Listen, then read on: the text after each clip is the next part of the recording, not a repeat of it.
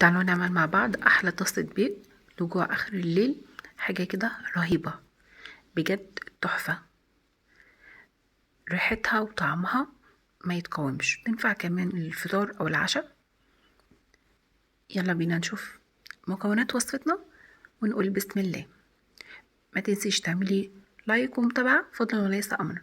قوليلي بتتابعيني من انه بلد.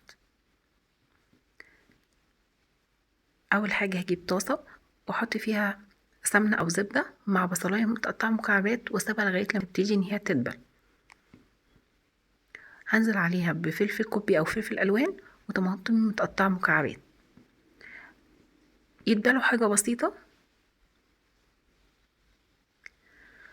وعندي بطاطساية قطعتها مكعبات صغيرة وحمرتها. هنزل بالبطاطساية عليهم تقليبة سريعة كده، وبعد كده لمدة دقيقة كده على النار مش اكتر. هنزل بزيتون متقطع اخضر او اسود براحتك المتوفر عندك. عندي ان هو لانشون متقطع حتت صغيرة، تقدري تحطي صدوق اي حاجة متوفرة عندك. اول ما يدبل حاجة بسيطة برضو معايا عندي انا هو جبنة موتزاريلا وجبنة تركي.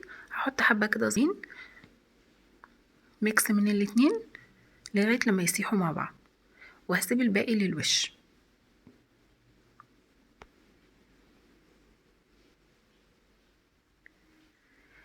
بعد كده هجيب 3 بيضات او طبعا مقدار البيض براحتك، واحط عليه ملح وفلفل، وهبتدي ان انا اضربهم كده سوا، اخلطهم مع بعض،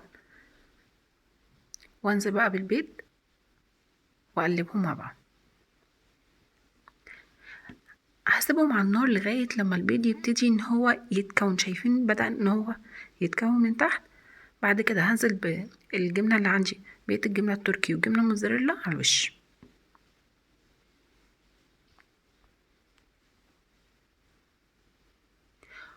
واغطي عليهم واسيبهم على نار هادية.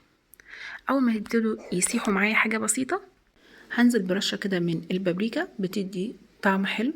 انا حاطة هنا بابريكا مدخنة وبتدي شكل حلو بالذات لان انا مش هحطها تحت الشواية. مع رشة كده من الخضرة واغطي عليها واسيبها تمنظرها بعد ما خلصت. جربوها وبألف هنا، وقوليلي عايزين نجرب ايه تاني مع بعض، وايه الوصفات اللي انتوا بتحبوها. ما تنسيش لايك ومتابعة فضل وليس امرا. باي.